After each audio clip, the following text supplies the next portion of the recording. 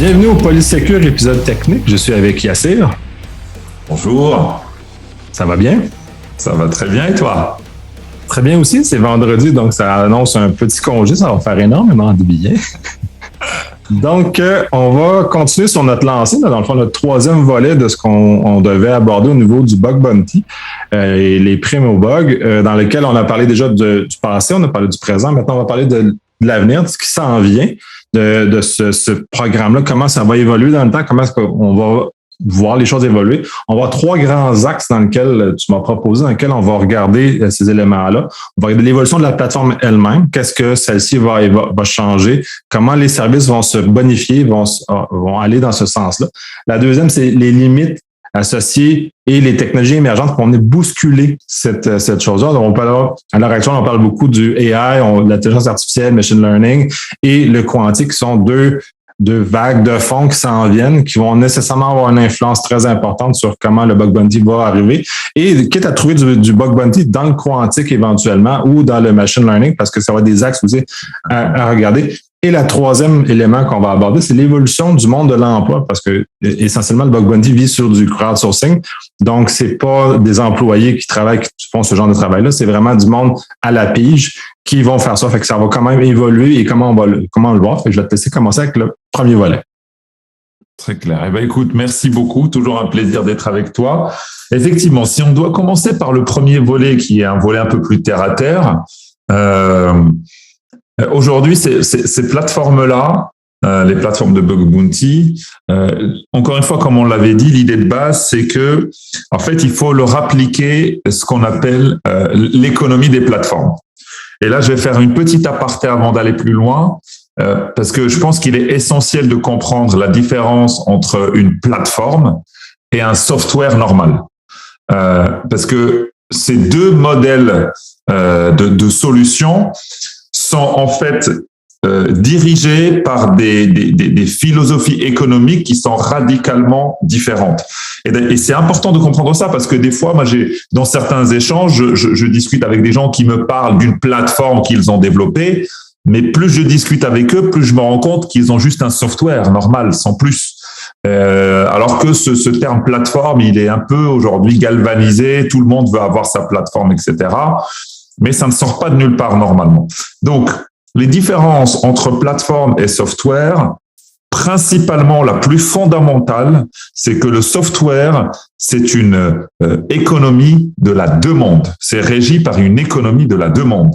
En gros, il y a des besoins quelque part et on va construire un software qui répond à ce besoin-là.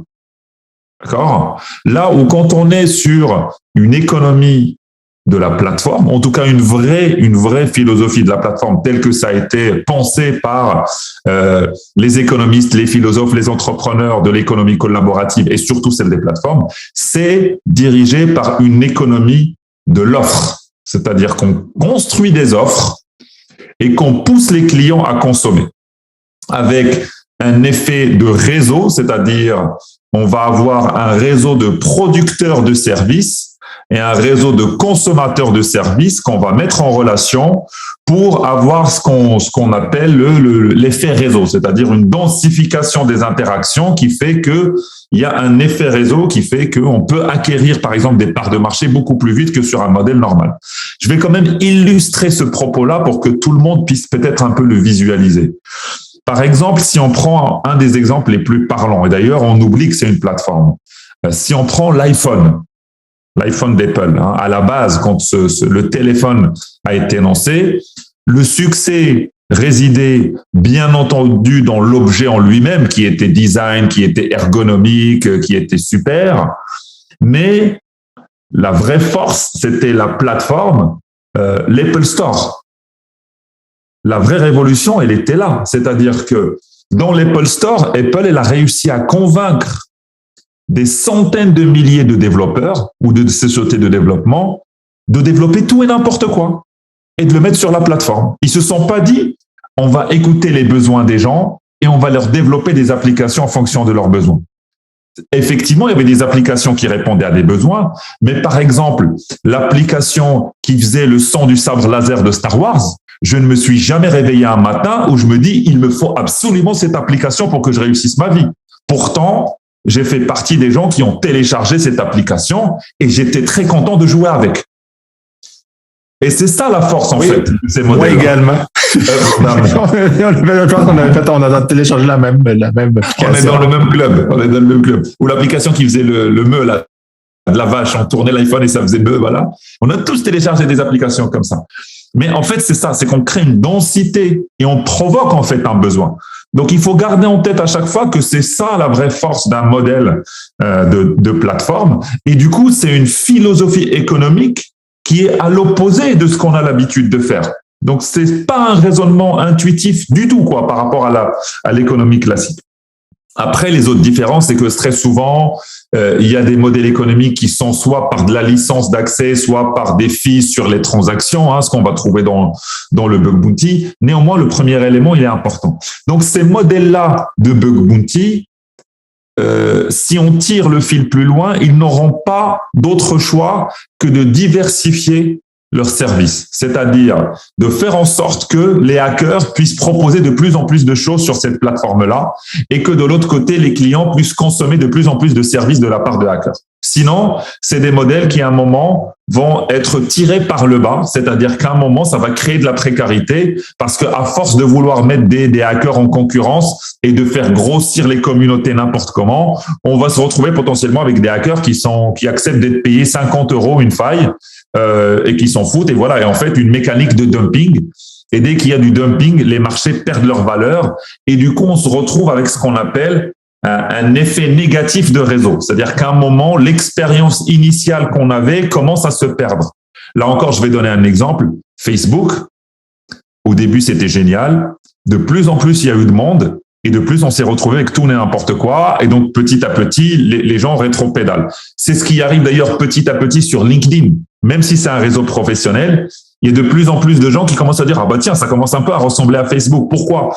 Parce que dépasser une certaine masse critique d'utilisateurs, et si cette hantise de la qualité du matching des services et cette hantise de trouver le bon équilibre entre les producteurs et les consommateurs n'est plus du tout prise en compte, eh ben on se retrouve avec des plateformes qui échappent au contrôle, qu'on le veuille ou pas, parce que vous pouvez développer toutes les interfaces que vous voulez, les utilisateurs après ils font ce qu'ils veulent. Une plateforme sur laquelle on peut publier, même si vous dites c'est un réseau professionnel, tu auras toujours quelqu'un qui te dit seuls les génies vont pouvoir répondre à cette énigme, et ils vont te mettre une énigme avec des questions à la con sur LinkedIn, avec des gens qui répondent et tout.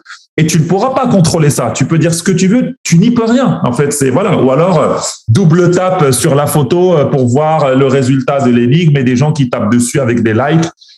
Malheureusement, c'est l'effet négatif des réseaux. Donc, un des gros challenges de ces plateformes-là, ça va être d'un côté contrôler cette communauté-là. Moi, j'insiste sur ça, diversifier des services et pouvoir justement faire en sorte de permettre d'élargir les périmètres d'intervention pour continuer de trouver des failles de sécurité de manière adaptée aux besoins des clients, parce qu'encore une fois, tous les clients ne sont pas matures pour se retrouver avec une horde de hackers d'élite qui leur trouvent des failles à 200 000 € la faille, quoi. Je veux dire, à un moment, voilà, tout le monde n'est pas Tesla, voilà. Donc ça, je pense que c'est un des enjeux fondamentaux en termes d'évolution. L'élément sous-jacent, ça va être ce que j'appelle, alors sans faire d'analogie avec le comment on va dire le Bitcoin ou autre, mais ça va être ce que j'appelle la preuve de travail, mais la preuve de travail au sens humain, c'est-à-dire qu'une des questions que se posent des fois les clients sur ce genre de plateforme, c'est que tu peux lancer un programme et tu ne reçois pas de rapport. Qu'est-ce que tu peux conclure? Est-ce que tu ne reçois pas de rapport parce que les hackers n'ont pas du tout travaillé, ou est-ce que tu ne reçois pas de rapport parce qu'ils n'ont rien trouvé? Et la seule manière de répondre ça, c'est qu'il faut que tu aies une preuve du travail. C'est-à-dire, il faut que tu puisses voir est-ce que les hackers ont vraiment travaillé ou pas, ou est-ce qu'ils ont tapé ou pas. Et donc, ça passera par des solutions industrielles type VPN, quoi. Avoir des VPN sur lesquels l'idée n'est pas de contrôler, en fait, ce que font les hackers, mais juste être capable d'apprécier et de dire, en fait, ils n'ont pas du tout travaillé. Et du coup, ils n'ont rien trouvé. Et ça peut s'expliquer parce que le programme, les prix des rewards ne sont pas très attirants, parce que le scope est tout petit, etc. Ou alors, ils ont vraiment cherché, mais ils n'ont rien trouvé. Et du coup, c'est une autre information qu'on va tirer. C'est, en fait, l'application est a priori bien sécurisée. Donc, typiquement, on peut augmenter le niveau de reward pour inviter les hackers à redoubler d'efforts ou de créativité. Donc, tu vois, c'est ces deux axes-là qui me semblent être, à court terme, à moyen terme, l'extension naturelle de cette typologie de plateforme. On va prendre le premier exemple, c'est juste de conserver la qualité de la plateforme puis l'évolution de celle-ci. Est-ce que tu as déjà des idées ou des visions sans, parce que là, je ne veux pas que tu divulgues des secrets commerciaux qui vont t'amener, parce que il y a un peu ta propre Bien compagnie sûr, là-dedans. bien sûr. Mais dans quel axe général que tu vois que les choses vont, l'offre et la demande vont évoluer? Écoute, moi je pense que comme je l'ai dit, je t'en avais parlé dans le premier podcast quand on avait parlé. Nous par exemple, en plus du bug bounty, on a mis en place du pen test entre guillemets pour s'appuyer sur la communauté des hackers.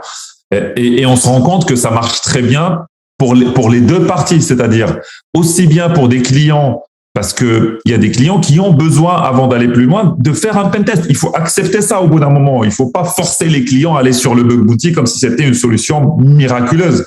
Ça a ses limites. Et donc, il y a des clients qui n'en sont pas encore là, qui ont déjà juste besoin d'un pen test méthodologique et donc pas d'une approche opportuniste comme le bug bounty.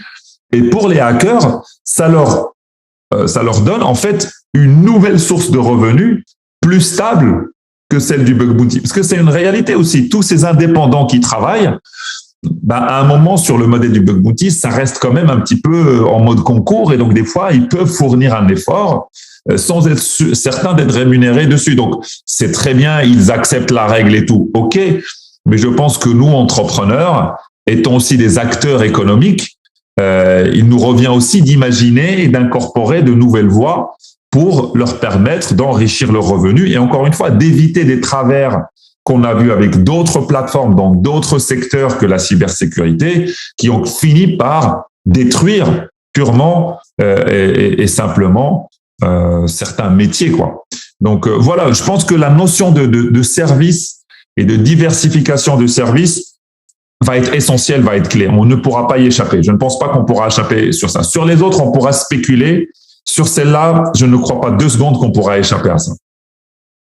C'est intéressant. Puis de toute façon, on va voir comment ça va évoluer. Puis de toute façon, c'est essentiellement très difficile de prévoir comment les choses vont se matérialiser aussi. C'est-à-dire, ce que le confinement nous a appris, la pandémie nous a appris, c'est que prévoir plus que 6 mois devant nous, c'est quand même un défi assez important. Puis bien heureux ceux qui ont réussi à prévoir à 6 mois d'avance ce qui se passait dans la pandémie, puis clairement, on l'a pas bien maîtrisé.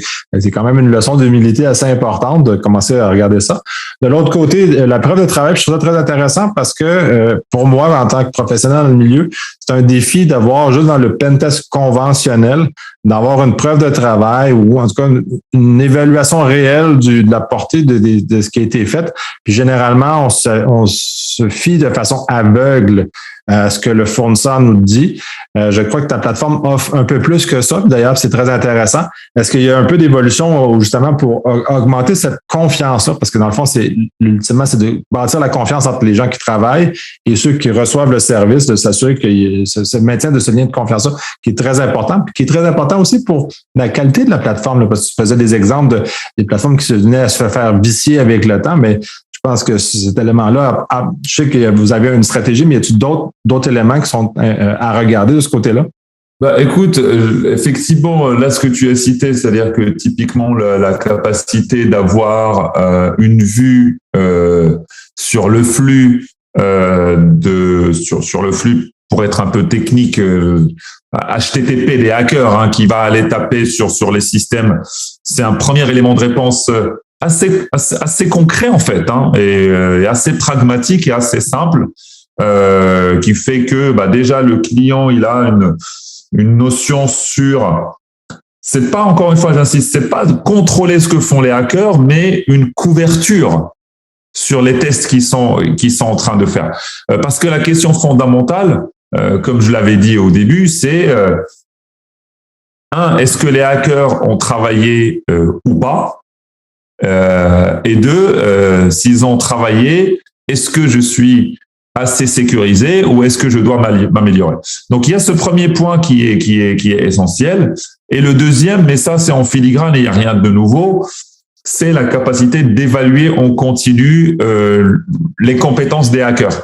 Et donc, d'être capable de les catégoriser, c'est-à-dire de dire qui est très bon sur tel métier, qui est très bon sur celui-là. En fait, avoir des indicateurs qui permettent de mieux orienter de la part du client aussi, hein, c'est parce que c'est lui en fin de compte qui va décider, de mieux orienter qui est le plus pertinent pour faire du pentest et qui est le plus pertinent pour faire du bug bounty, quoi. Mais tu vois, globalement, c'est ça le sujet.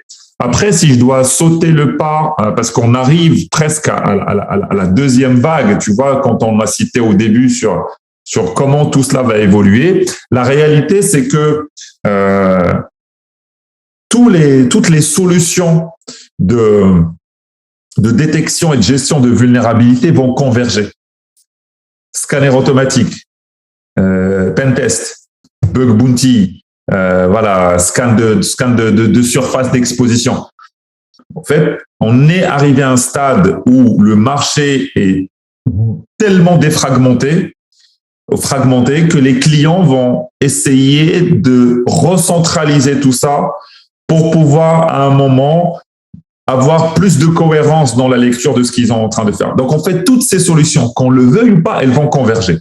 À un moment, tout ça va se rapprocher et c'est ce que commencent à faire, par exemple, les SOC. Hein. L'idée du SOC, c'était un moment d'avoir des endroits centraux où on va avoir une vision globale sur un peu tous les incidents qu'on a, mais dans la détection et la gestion des vulnérabilités, on va avoir le même phénomène qui va se produire. Et donc, on va avoir de plus en plus de plateformes qui vont essayer de centraliser tous ces aspects-là d'une manière ou d'une autre, parce qu'aujourd'hui, le grand défi des clients, ou en tout cas des équipes opérationnelles, c'est de sortir du sens de toutes les données qu'ils sont en train de lire. Parce qu'aujourd'hui, il y a une inflation d'outils de reporting. Il y a des reportings dans tous les sens, avec des red flags, avec des indicateurs, des camemberts, voilà. Mais quand vous avez 300 rapports dans tous les sens, est-ce qu'en fin de compte, on n'a pas créé l'inverse de ce qu'on voulait faire? Est-ce qu'en fin de compte, ça devient plus quelque part un élément juste on va dire de tranquillité psychologique où on voit du vert, du rouge et en fait on se met en mode zombie et on avance parce que du coup on n'arrive plus à suivre le rythme. Donc le grand défi, c'est comment tous ces outils-là vont converger, et ça c'est la deuxième vague, comment elles vont se compléter entre elles et comment on va sortir du sens aujourd'hui, parce que comment on prend une décision rapidement, sur quoi il faut se concentrer, où est-ce qu'il faut mettre son effort rapidement, qu'est-ce qu'il faut corriger rapidement, qu'est-ce qu'il ne faut pas corriger rapidement. Alors si on rajoute sur ça des fois que les entreprises sont dans des modèles décentralisés avec des entités qui n'ont pas la même maturité et autres, c'est là le gros défi. Et si tu vois, c'est là où typiquement on rentre dans des débats avec le rôle de l'intelligence artificielle, qu'est-ce qu'elle peut faire, etc. Bien entendu, il y a des modèles d'intelligence artificielle qui peuvent aider, mais j'ai presque envie de te dire que, sans rentrer dans les débats techniques purs et durs, une des grandes erreurs dans lesquelles on se retrouve aujourd'hui, c'est que le terme intelligence artificielle induit une erreur qui est, à mon sens, très vicieuse et très dangereuse, c'est qu'on confond intelligence et calcul. En fait, ce qu'on appelle intelligence artificielle, c'est des forces de calcul, c'est des machines et des modèles qui permettent d'atteindre des niveaux de calcul d'un certain nombre d'opérations que le cerveau ne peut pas faire, et donc du coup des modèles d'inférence qui peuvent nous sortir des similitudes, anticiper des choses et autres qu'on ne peut pas faire. Mais ça n'est pas de l'intelligence. L'intelligence, ça reste quand même la capacité, en tout cas une des définitions de l'intelligence, parce que pareil, c'est un sujet à part entière, c'est la capacité à trouver des manières de résoudre des problèmes auxquels on est confronté pour la première fois. C'est là où on vérifie que quelqu'un est intelligent. C'est quand vous rencontrez un problème pour la première fois de votre vie et que vous trouvez une manière vous-même, que vous construisiez presque une manière pour résoudre le problème. Et après, une fois que vous avez ça, vous pouvez vous entraîner, dans machine learning. Là, on rentre dans le machine learning, par exemple. Là, vous vous entraînez.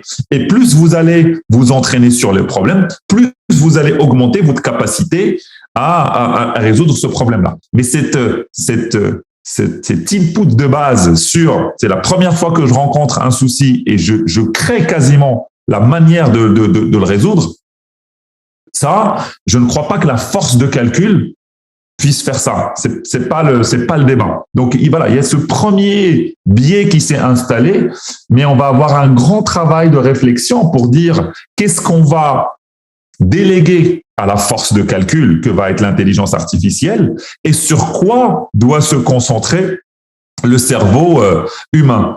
Et à mon sens, ce qui nous manque aujourd'hui dans tous les modèles de reporting qu'on a et dans ces solutions-là vers lesquelles on se dirige, c'est des modèles systémiques. Pareil, je vais essayer d'illustrer parce que c'est des débats qui peuvent durer des heures et des heures. Par exemple, dans le modèle du bug bounty, on part du principe qu'on va prendre une communauté de hackers qui vont aller chercher des failles.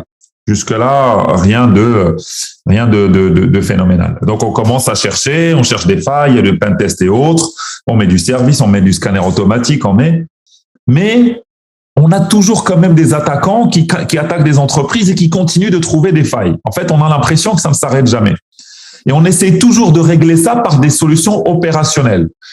Mais si la solution était sociétale en fin de compte, ou si la solution était économique, je m'explique. Si par exemple, on regarde les profils des attaquants, peut-être qu'on se rendra compte que 20% des attaquants le font parce qu'ils n'ont pas de revenus, parce qu'ils n'ont pas d'argent, parce qu'ils meurent de faim, ils veulent manger. Et peut-être que c'est un problème de répartition de richesses à l'échelle mondiale. Et donc, peut-être qu'en réglant un problème qui est la répartition de richesses, peut-être qu'on va neutraliser 20% des attaquants mondiaux. Et ça permettra vraiment de réduire le nombre d'attaques. Mais ça, les équipes sécurité, elles ne se posent pas la question de la répartition des richesses. C'est pas leur sujet. Le RSSI, ils s'en foutent, entre guillemets, de la répartition des richesses.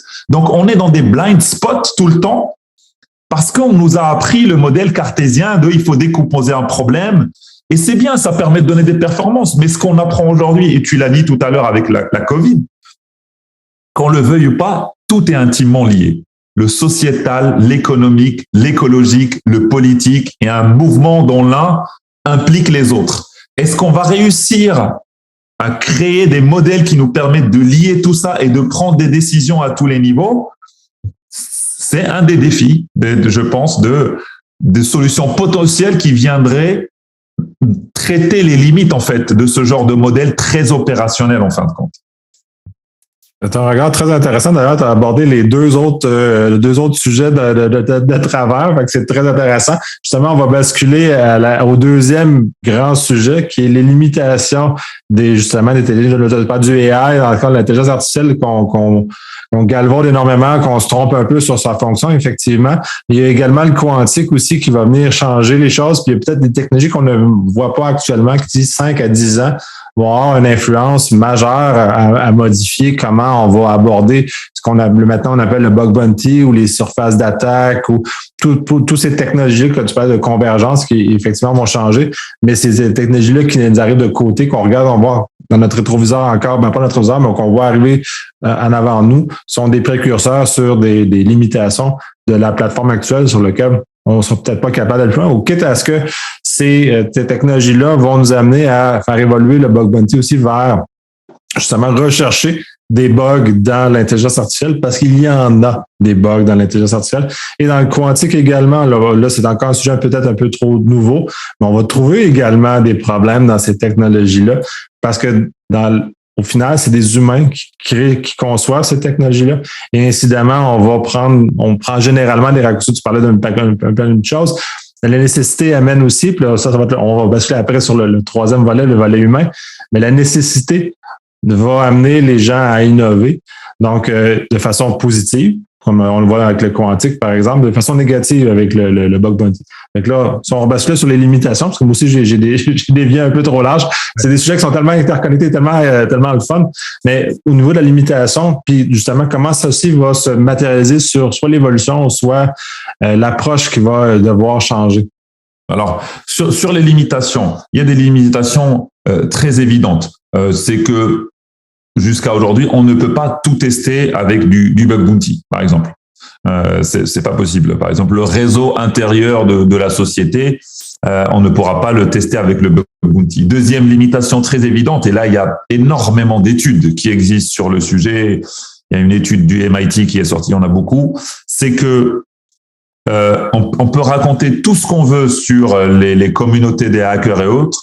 Sur la communauté des chasseurs de bugs, dans tous les papiers de recherche que moi j'ai pu lire, donc des papiers de recherche qui sont par définition neutres, tous s'accordent à dire que la communauté de hackers éthiques réellement actifs qui gagnent de l'argent, elle est toute petite en fait. C'est quelques milliers à travers le monde. Donc ça reste un très petit pool, très petit pool quand même. Voilà, que effectivement ça s'élargisse et que ça devienne une tendance de vie, des chemins professionnels, des parcours professionnels pour certains, c'est super. Mais jusqu'à aujourd'hui, il faut quand même garder en tête que le terrain de jeu de recherche de failles avec les ressources qui sont très pertinentes ou qui gagnent aujourd'hui le plus d'argent, il est déséquilibré. Donc ça veut dire qu'il ne faut quand même pas compter sur le bug bounty pour résoudre pour détecter toutes les failles de sécurité possibles. Ça serait illusoire et ça serait extrêmement dangereux. Donc ça c'est les limitations les plus critiques, j'ai envie de te dire. Après il y a les limitations d'ordre un peu plus si je peux dire souverain ou légal, c'est qu'on va quand même petit à petit dans des organisations, dans des sociétés où le souci de la géographie des stockages de données va devenir de plus en plus prépondérant. Tout le monde aujourd'hui a compris que chez qui on stocke les données et où on stocke les données est extrêmement essentiel. C'est-à-dire qu'il ne suffit pas de stocker les données dans votre pays. Il faut aussi que vous le stockiez chez un acteur avec qui contractuellement, vous avez la capacité de vous assurer qu'il ne peut pas faire de transfert de données comme il veut. Et donc, cette combinaison des deux va aussi être une contrainte pour les plateformes, on va dire un peu sur le modèle SaaS, qui peuvent répondre à certains besoins, mais qui à un moment, sur des périmètres souverains ou de criticité nationale, vont quand même se retrouver sur un chemin rouge parce qu'on parle quand même de stocker des vulnérabilités. Je veux dire, on ne stocke pas non plus des poèmes là, on stocke des vulnérabilités critiques. Il faut mesurer le terme et le prendre de manière froide. Donc voilà un peu les limites qui vont s'installer.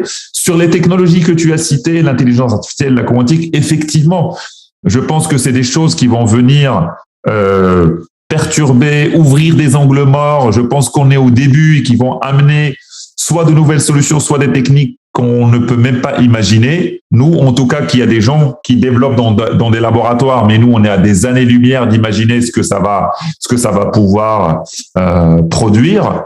Mais ça va dans le sens de ce qu'on se disait avant, c'est-à-dire que d'un côté, ces nouvelles technologies, et tu l'as dit toi-même, et je ne ferai que répéter ce que tu as dit, deviendraient elles-mêmes un terrain de jeu pour chasser des failles. Et ça, c'est le premier truc.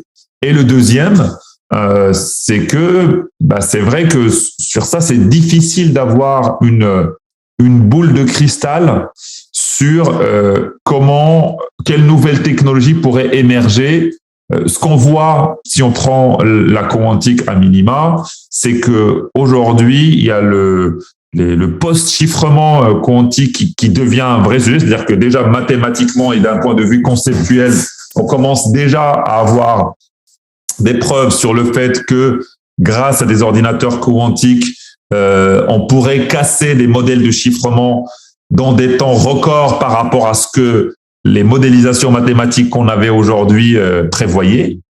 Et tu sais très bien que le chiffrement, c'est quand même le cœur de la sécurité. C'est une des branches de la cryptographie, en tout cas. C'est une des branches essentielles de la sécurité. Et donc, il y a un gros enjeu aujourd'hui de domination, on va le dire tel qu'il est, parce qu'on sait depuis pas mal d'années que les États qui maîtrisent les avancées en termes de cryptographie sont des États qui ont accès à tout. Tu as un VPN que tu utilises, qui s'appuie sur un chiffrement que tu penses réputé incassable, alors qu'il y a un État quelque part qui a développé une technique qui permet de le casser en 3 mois, tout s'effondre. Tout s'effondre. Tout ce qu'on a imaginé s'effondre. Donc, il y a un vrai enjeu autour de ça. Moi, je reste, voilà, la cryptographie et tous les modèles de chiffrement, c'est des sujets, je vais être un peu cru, c'est des sujets de guerre. Il faut considérer que c'est la guerre. C'est pas d'innovation technologique, en tout cas dans la tête de certaines entités étatiques, c'est une guerre. C'est la guerre, elle est là. Et donc, je pense que c'est des sujets sur lesquels il faudra être très vigilant. L'intelligence artificielle, je n'aime pas trop m'avancer dessus parce que je ne suis pas non plus un expert de ces sujets. Mais c'est vrai que j'ai vu, par exemple, les modèles adversariaux. Et donc, j'ai vu que on peut, par exemple, induire des intelligences artificielles en erreur, par exemple en injectant des parasites dedans ou en venant perturber l'échantillon de base sur lequel on s'appuie pour faire dire au modèle ce qu'on a envie de lui dire. Donc, ça veut quand même dire que on en revient à qu'est-ce qui fait l'unicité de l'être humain aujourd'hui. Et vraisemblablement, c'est notre capacité non pas à donner des réponses, mais à poser les problèmes. C'est-à-dire comment on va poser le problème pour avoir le bon échantillon, le bon modèle opératoire, la bonne expérimentation s'il le faut, le bon échantillonnage, etc. Pour avoir les bonnes informations. Et là, encore une fois, la Covid a été un grand laboratoire d'apprentissage. Je ne veux pas ouvrir de polémiques stériles, mais je pense que ça nous a montré aussi que on n'était pas très bien expérimenté pour savoir ce que c'est qu'une bonne expérience scientifique. Et je renvoie à tous les sujets autour de la vaccination et des anti-vaccins, etc. On se rend compte qu'il y a aussi, par exemple, dans une bonne démarche scientifique, l'expérimentation, elle est faite pour démontrer que l'hypothèse de base ne marche pas. Donc, en fait, on va chercher une expérience qui essaiera de démontrer que ce qu'on a imaginé ne marche pas. Et si on n'arrive pas à démontrer que ça ne marche pas, ça veut dire que l'hypothèse est solide. Or, les gens, généralement, ils vont plutôt faire des biais de confirmation et ils vont plutôt mettre en place des expérimentations qui les arrangent. En disant, bah voilà, en fait, j'étais malade, j'ai pris tel médicament, j'ai guéri. Mais tu peux lui dire, en fait, tu étais malade, mais tu as bu de l'eau aussi et tu as guéri. Ça veut dire que l'eau t'a guéri aussi au passage. Donc, ton modèle d'expérimentation, il ne correspond à aucune base scientifique réelle.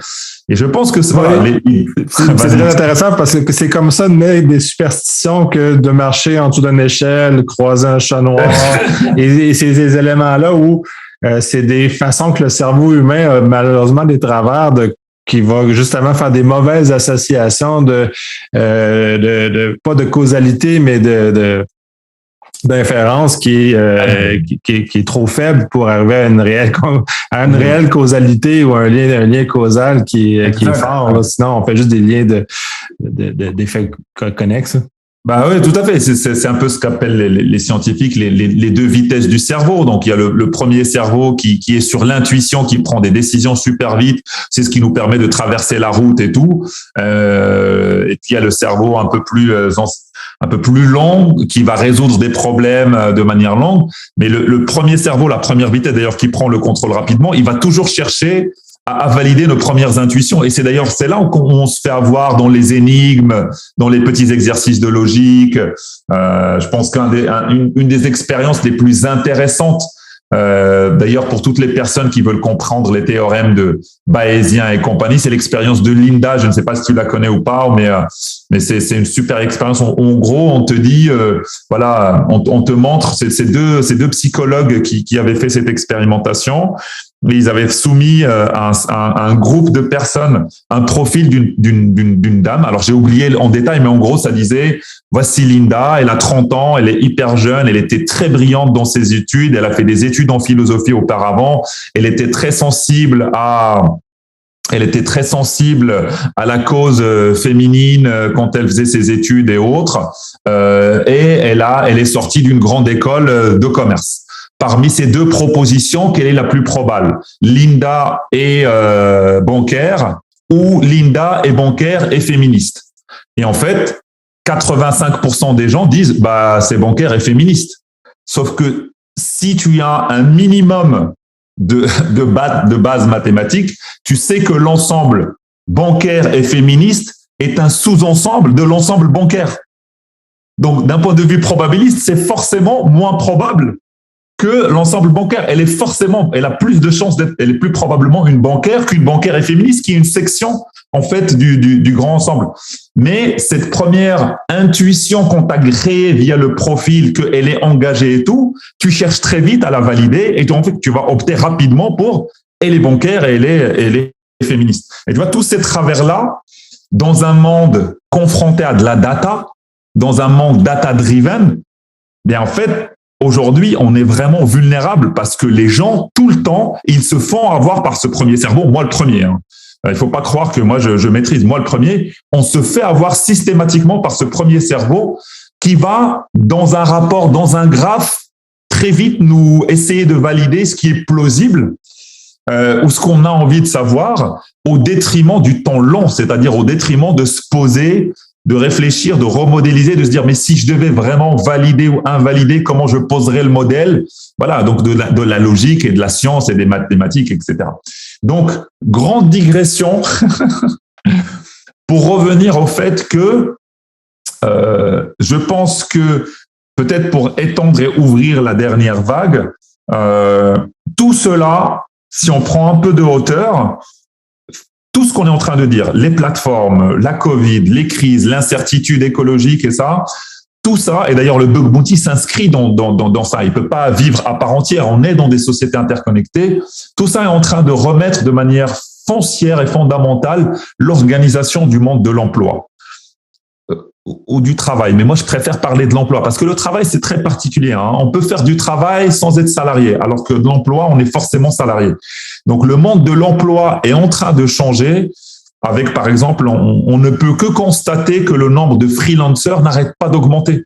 La grande résignation, hein, la grande démission qu'on est en train de voir, tous ces indicateurs-là, c'est pas de la mode. C'est qu'il y a quelque chose dans notre organisation qui est en train de changer, qui est que quelque part, peut-être qu'on va renetworker, trouver de nouveaux réseaux pour qu'on puisse en fait avoir de l'emploi dans nos sociétés. Donc c'est un vaste sujet qui s'ouvre à nous, dans lequel peut-être que les sociétés ne disparaîtront pas, mais peut-être que le rôle des sociétés de demain, ça va être de fédérer des réseaux d'intelligence humaine ou artificielle, qu'elles soient à l'intérieur ou à l'extérieur des murs de la société. Ouais, mais de toute façon, l'exemple du crowdsourcing comme le bug bounty est un bel exemple de ça. On a eu d'autres exemples de création destructive, un peu comme les plateformes comme Uber, Airbnb ou toutes ces plateformes-là qui ont amené un changement de réflexion à comment le lien de rémunération change, parce que dans le fond, c'est le lien de rémunération qui doit être évalué, comment celui-ci est régi. Dans le cas d'Uber, ben là, il y a eu un aspect très toxique à ce que c'est, puis c'est de plus en plus divulgué. Cependant, ça a amené une réflexion très profonde sur le marché du transport. Il faut pas enlever quand même les effets de réflexion qu'ils ont obtenus. Et donc, le changement de comment le lien de rémunération se fait et la juste rémunération aussi, parce que tu as fait quand même une allusion à tout le volet du problème social. Et là, on parlait du bug bounty, mais la criminalité en général est liée au fait que c'est des gens qui n'ont pas d'argent. Et en plus, dans lequel ces gens-là, on leur met en plein visage une richesse qui est inaccessible. Donc, on crée de l'envie. En plus, ces gens-là, on a deux volets très importants qui, socialement, viennent créer ce problème-là. Puis c'est pas un hasard pourquoi en Russie et en Chine, on a des armées complètes de hackers, parce que l'argent était très rare, les rémunérations étaient très faibles dans ces pays-là. Donc, ça a amené la nécessité de se trouver des sources de revenus qui a amené à une spécialisation à la limite à l'extrême de ces facteurs-là, de ces habilités-là, qui maintenant nous causent des soucis d'un point de vue mondial, parce que on est un peu coupable de cette spécialisation-là de ces gens-là, comme les crimes organisés, c'était il y a un certain nombre d'années, puis même maintenant, on peut considérer des syndicats criminels de hackers qui existent, puisqu'on le voit beaucoup, puis c'est de plus en plus les groupes APT qui sont définis. Là, on donne des groupes, là, on parle là, c'est selon la terminologie qu'on prend. Là, on prend des ours en Russie, par exemple, chez certains, cette façon de le nommer. Mais ces groupes-là s'organisent en corporation, en société, en sous-traitant également. On est en train de créer un univers qui s'est créé autour de ces éléments-là qui sont fondamentalement très humains et qui cherchent à survivre dans un monde difficile. Je suis d'accord. Je suis tout à fait d'accord.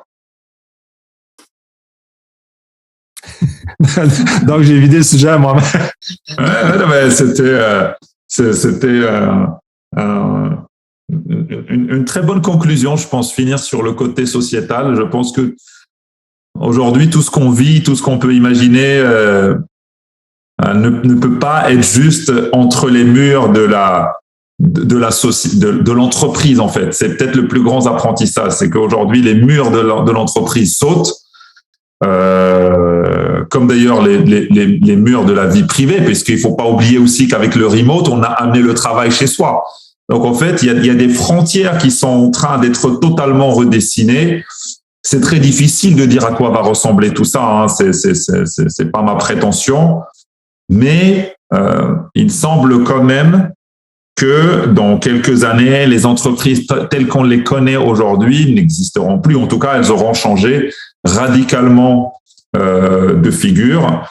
Et c'est peut-être ça, la plateformisation est quelque part le reflet de ce changement-là, de cette nécessité d'aller collaborer avec les bonnes personnes, où qu'elles soient en fait.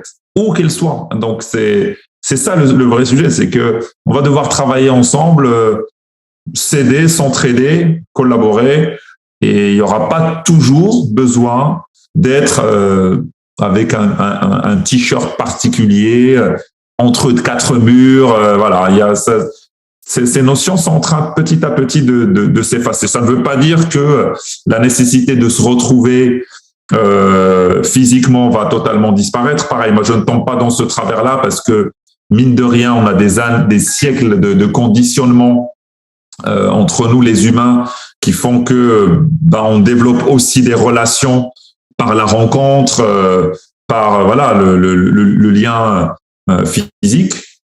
Mais il y a une nouvelle dimension qui est en train de s'installer, qui est cette idée du réseau, pouvoir utiliser des réseaux de connexion numériques pour réimaginer peut-être la manière avec laquelle on peut collaborer entre nous, et donc de nouvelles formes d'emploi. Qui sera l'employeur, qui sera l'employé, l'avenir nous le dira. C'est également une façon de redistribuer la richesse, cette plateforme-là, de façon c'est privé, que ce ne soit pas l'État qui vienne s'immiscer à la répartition de la richesse. C'est peut-être une certaine forme de solution contrôlée par des compagnies pour justement distribuer cette richesse-là qui était inaccessible. Si on parle au niveau des hackers, le bug bounty est un bel exemple à ce moment-là d'éviter que ces gens-là se tournent vers le crime, se tournent vers de façon légitime, puis de fond de les payer de façon adéquate pour les amener dans cette direction-là, qui dans certains pays, parce que c'est ça qui est intéressant à la raison à certains égards, comme c'est souvent payé en euros ou en dollars américains, les bug bounty pour des pays qui sont où le taux de change est très important. On va prendre l'exemple la Russie, par exemple. Ça présente un revenu très important pour ces gens-là dans un pays dans lequel ce type de revenu-là devient quasi démesuré par rapport aux revenus locaux dans lesquels ils sont. C'est sûr que celle-là, ça a des effets des ramifications plus importantes, mais quand même, cette répartition de richesse-là, à mon sens, est très importante et va diminuer la criminalité en certains égards. Donc, spécialisé dans des acteurs étatiques, donc ce sera plus juste du crime organisé. Donc, on va s'enlever une partie de la menace, justement pour aider ces gens-là à gagner une vie décente. Tout à fait. Nous sommes d'accord. Donc, on va conclure sur ça, là, avec tout cet élément philosophique-là. Merci énormément pour ton temps et ta générosité. Ça a été un très beau survol de ce que le bug bounty, comment ça a le bénéfice et où on s'en va avec ça et comment on va pouvoir l'utiliser pour s'améliorer. Je te remercie pour ton temps, toi aussi pour l'invitation. C'était un vrai plaisir. Merci.